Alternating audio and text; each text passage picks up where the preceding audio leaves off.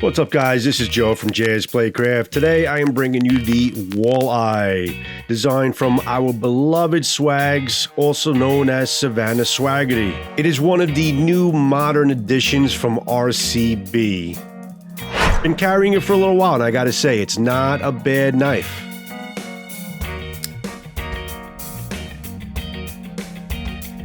Swags always comes out with these fresh and cool designs. This being like a modified clip point, it's got some nice curves to it. I gotta say, once you start using it and putting it in your hand, it's actually pretty comfortable in the hand. It's got a 3.1 inch RPM 9 steel. Now, I have a kind of a difficult time with RPM 9 steel. It's definitely great for the elements. It's very easy to maintain and sharpen. It's just lacking a little bit in the edge retention department, but you got to kind of accept that, you know, at the price point that these knives are coming in for the most part. It's about 3.2 inches thick. It's a manual flipper. It's got a nice liner lock. It's got G10 covers, 4.4 inches tip-up carry, and open, it's at 7.5 inches. Something I really like about this Swags design is that gentle jimping that she put on the top of this, when your thumb really sits very comfortably. It's just kind of like it was contoured up and has that sway down so your thumb can sit comfortably on there. I found that when I was cutting with it, I found that it was just very comfortable just kind of getting into the cutting, and I was able to hold it in different ways. One con that I have of this is the liner lock pin. You really kind of have to stick your thumb all the way in to really get it. I wish it wasn't as recessed as it is, but honestly, once you get used to it, you're able to engage with the knife, you know, fairly easily. Like with any knife, you just got to get used to each individual knife has its own way of using it. I just wish that wasn't as recessed as it is. Now, speaking of the liner lock and the lockup, one thing that I've noticed about RCB knives of late, especially in the later renditions, is the lockup. The lockup is really increased in strength. It's been a lot tighter on knife after knife. You can see I'm doing penetration tests. Great penetration with the geometric of this blade. It's definitely a great stabber, and really putting a lot of pressure and abuse on the liner lock even throughout the rest of the testing, and it handled itself well. Big improvement on the strength of their lockups on these new renditions of their knives. One thing that's absolutely consistent with Rosecraft blade knives, right out of the box, out of the factory, they always have a very, very good sharp edge. And you can see how I'm holding it with that tight finger grip. Just the geometric of the knife really handles so you can hold the knife and cut with it in a couple different ways.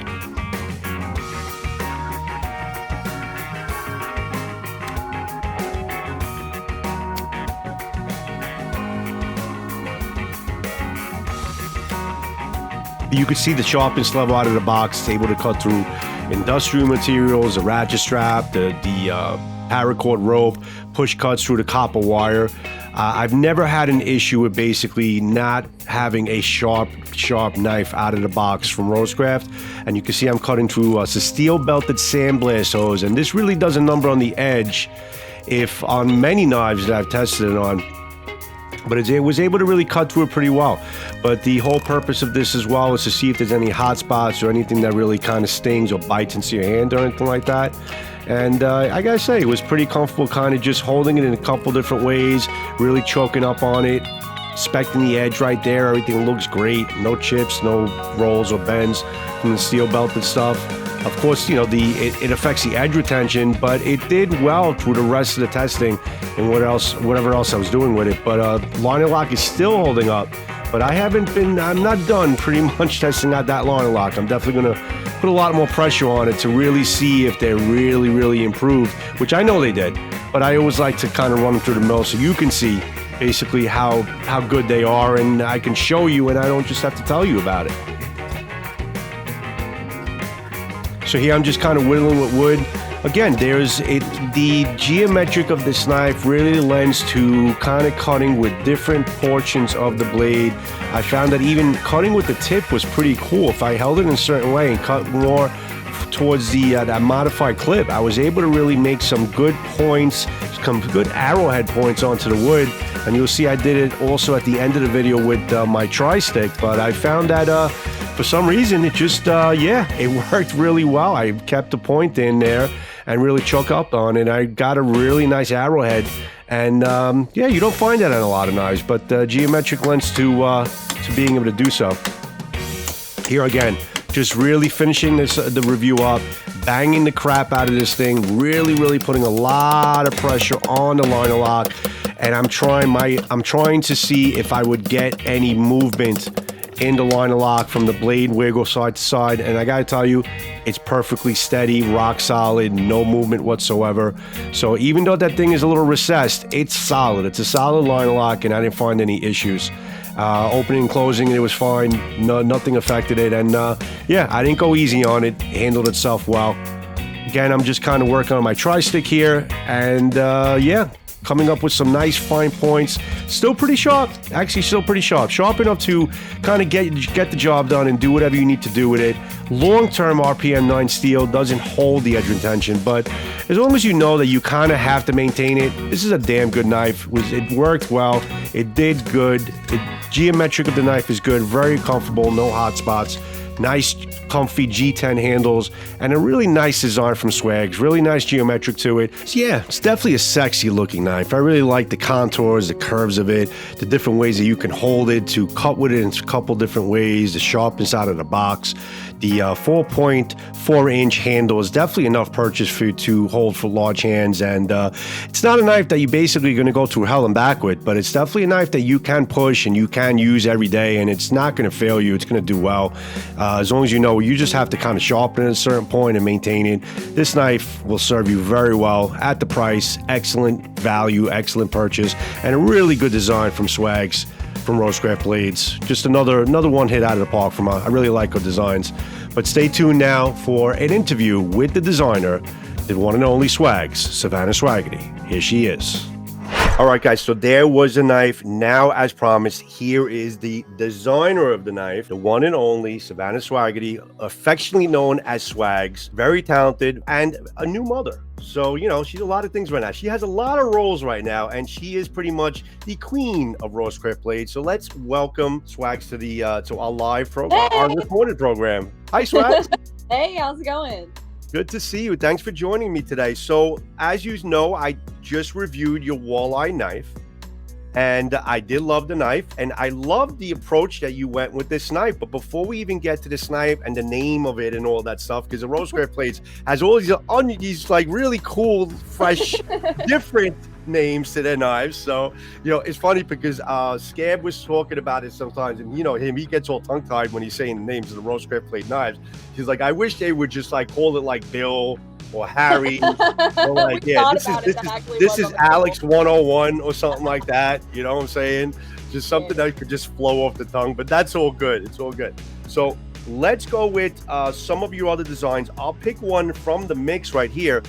Let's go with the More Milea. Now we can see that basically it is completely different. So let's talk about this particular design and where your inspiration came from with this knife. So, you know, my best friend, her name was Leah. She passed away in 2019. And so I did the Milea in honor of her. You know, it was kind of a version of my best friend.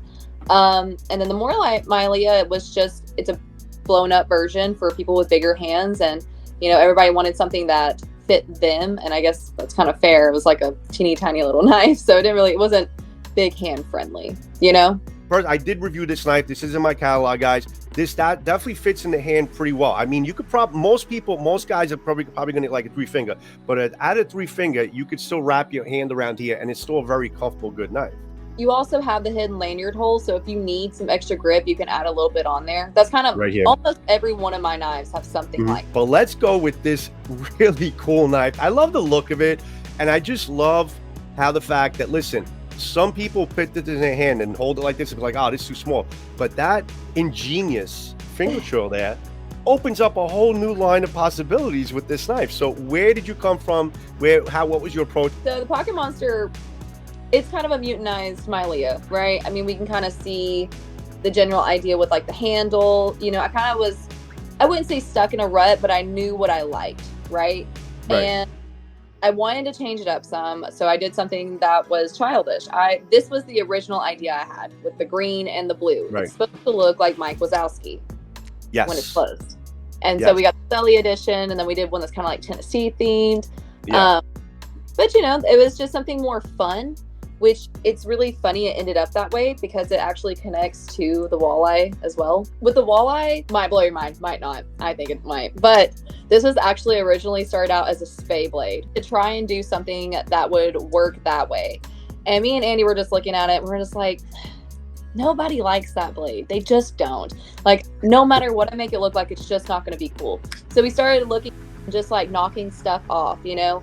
So like we added like the thumb ramp, we took the swedging. We just started kind of hacking at that blade and came up with this.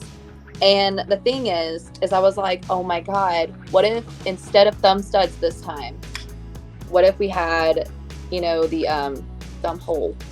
When I designed this knife, we were going over, I had just finished this whenever we came up with the names for our second round. And Hawkins named a knife the Eris Rex.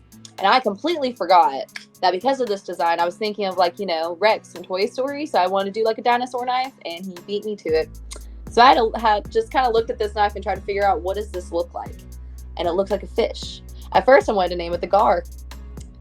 But alas, that name is taken. Our names come because it's so hard to name a knife. Everyone has named something, everything. Every single one of them. That's why we have weird knife names. But yes.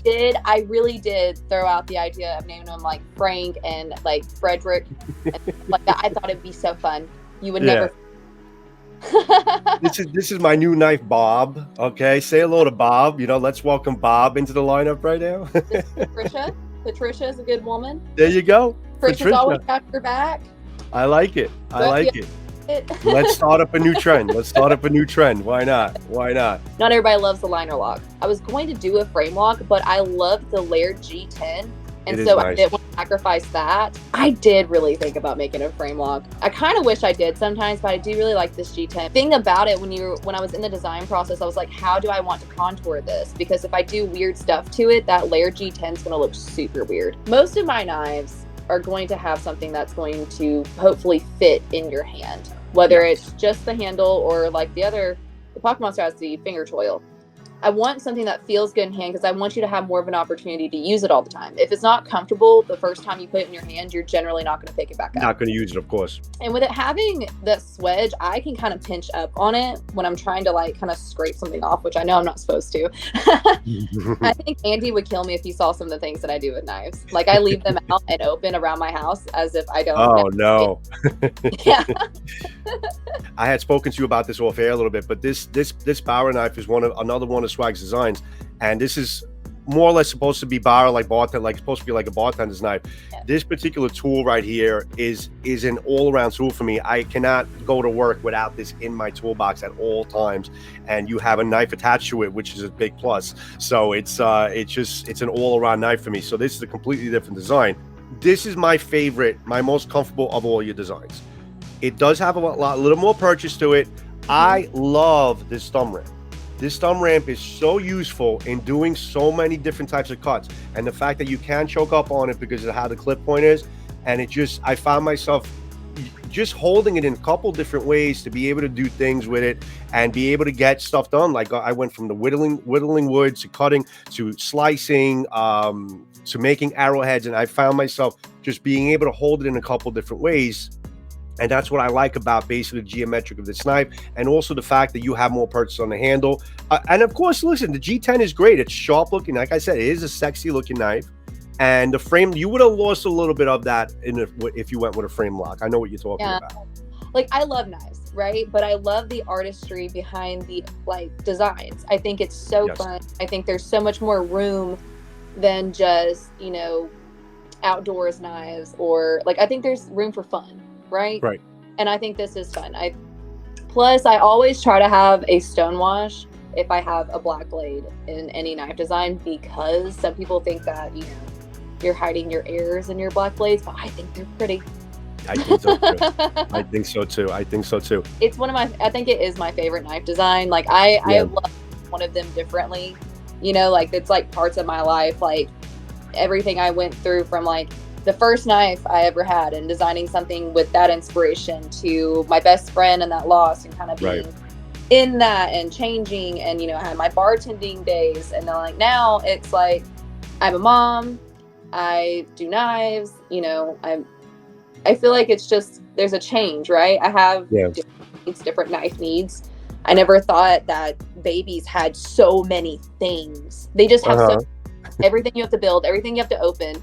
Like, thank goodness I am a knife person, because I would have never gotten her room put together, because there's so many boxes inside of so many boxes. Right. You know, but there's more use to it, I think, than some of my other knives, because it is bigger. Well, you can see what I was doing with it. I mean, I was speeding it up, but I was really banging the shit out of that knife. I mean, and the lock.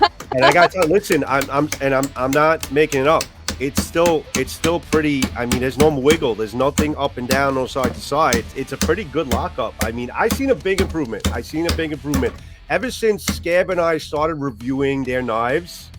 Like Andy's seen that, I think we need to start making them a little stronger. So, so the lockups, I think, have been greatly improved. I always love y'all's reviews, because I do love that y'all beat the crap out of the knives. I think it's so fun. I'm all about having fun in this industry. There's enough people who are being so serious. Please have fun with this. Make this entertaining, you know? Yeah. It does piss off Andy. Andy's like, oh, why are you doing that? You're not abusing the knife. You're using it. You're hard using it. You know, you're chopping into wood. You're cutting with it. You're stabbing with it. You're testing the penetration, testing the lockup, doing the hard downward throws. Andy hates those hard downward throws. Like, he hates them. But it's really, listen, when they survive and they work, it's all about, basically, it's a testament to the lockup and the knife, to know that if you're going to pick up this knife and you're going to, you know, use it every day and occasionally do some hard use with it, it's going to be fine. The edge is going to hold up. The lockup is going to hold up. It's not going to basically break on you. That's the important. Swags, I really like the fact that you kind of use your life experiences in terms of that's where your inspiration comes from in making up your knives. Some people have their painting, some people have music. I mean, these are so, like, there's always a weird story with each one, because like I said, I didn't come into this with a love for knives. I came into this with a curiosity for knives and a love for art. And so in combination, I feel like my designs are a little weird sometimes. So I'm glad that you guys have liked them so far. Yeah. I say that it kind of blows my mind. I am a very, very, very, very blessed girl to have done this well in this industry and be accepted as well as I have. I mean, it's been a wild ride. Yeah, and we're enjoying the ride with you. Savannah, thank you so much for joining us. This is great. I mean, I love hearing about your designs. I love hearing about basically where your inspiration comes from. And this is just great. This is really my favorite of your designs. I'm really looking forward to seeing what you and the rest of the first family comes up. And when your little one gets a little older, I'd love to see the future she's going to have in the knife world. It's going to be really interesting to see where everything goes. There's ideas in the works. There's designs in the works. I can't wait to see what happens next. And I can't wait to see what you think about it. Definitely. Us as well. We're enjoying the ride with you, Savannah. Thank you for being here. And guys, listen, thank you for joining us. This is Savannah Swaggerty. This is Swags from Rosecraft Blades. This is the Walleye and a lot of other beautiful designs that she has here. Definitely take a look at her site. On Facebook and on Instagram at Sharp and Pointy Swags. Same as subscribe to my channel, Sharp and Pointy Swags, and ring the notification bell to see more Sharp and Pointy Swags every time I upload a video. Bye, guys. And take a look at all the Swags designs. They're all great. And this was definitely exceptional. I really, really, really enjoyed this one.